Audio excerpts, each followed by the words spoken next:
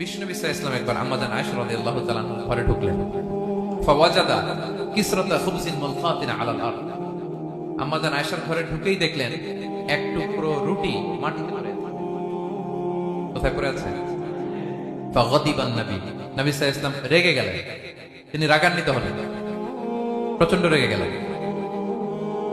রেগে আম্মা জান আয়েশাকে বললেন, আয়েশা, এই যে আল্লাহর রিজিককে তুমি নষ্ট করছো, আল্লাহর রিজিকের মূল্যায়ন করতে শেখো আয়েশা।